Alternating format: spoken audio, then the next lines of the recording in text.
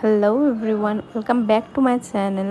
আমি অদিতি। তো আজকে তোমাদের সাথে শেয়ার করবো এই লুকটা, সিম্পল অ্যান্ড সেটেল একটা লুক। এটা হচ্ছে another great ready with me.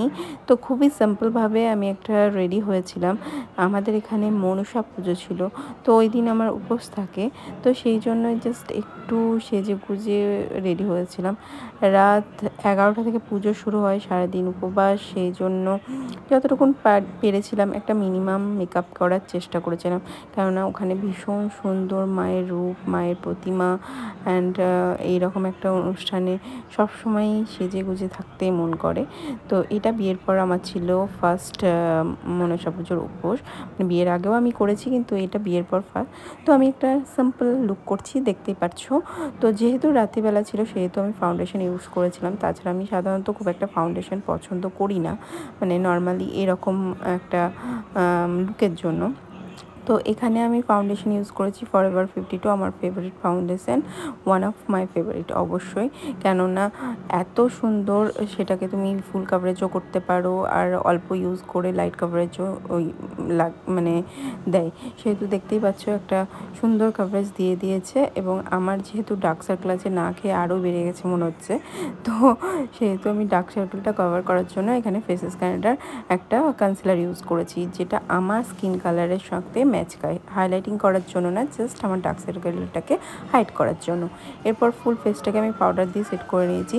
যেহেতু গরমটা একটু কম ছিল, সেহেতু মানে পাউডার দিয়ে সেট করা তো অবশ্যই দরকার, কিন্তু অল্প বিস্তর করলেই চলবে। আমি প্রচণ্ড ঘামি, কিন্তু যেহেতু ওয়েদারটা ভীষণই সুন্দর ছিল সেহেতু খুব একটা প্রয়োজন পড়েনি। তো এখানে আমি কন্ট্রোলটাকে বা ব্রনজারটাকে স্কিপ করেছি, আমি ব্লাসার ইউজ করেছি অনলি। তো একটা ব্লাসার, আমার ম্যাকের ব্লাসার ইউজ করেছি, যেটা আমার খুবই ফেভারিট কালার। সেটা তোমরা অল স্কিন টাইপের যাই মেলাবো ব্লাসারটা, অবশ্যই তোমরা চেক আউট করতে পারো। আর এরপর আমি ম্যাকেরই হাইলাইটিং করেছি ও ডার্লিং সেটটা দিয়ে। এত সুন্দর একটা সেট, যেটা অল স্কিন টাইপে যায় আর এত সাটেল একটা গ্লো দেয়, যেন মনে হয় স্কিনের ভেতর থেকে। তো ফুল মেকআপটাকে এরপর সেট করে নিয়েছি মেকের ফিক্সার দিয়ে। অ্যান্ড তারপরে আমি করে নিয়েছি আই মেকআপ। আই মেকআপে আমি খুবই লাইট আই মেকআপ করেছি সাধারণত, যেটা আমি খুবই প্রেফার করি সেটাই। এখানে আমি কোনো আইশ্যাডো প্যালেট ইউজ করিনি। আমি ব্রনজার, যেটা আমার মেকআপ রেভলিউশনে আছে, ওই একটা ডার্ক কন্ট্রোল সেট নিয়ে আমি পুরো আইলিডটাকে ওই কালারটা অ্যাপ্লাই করেছি।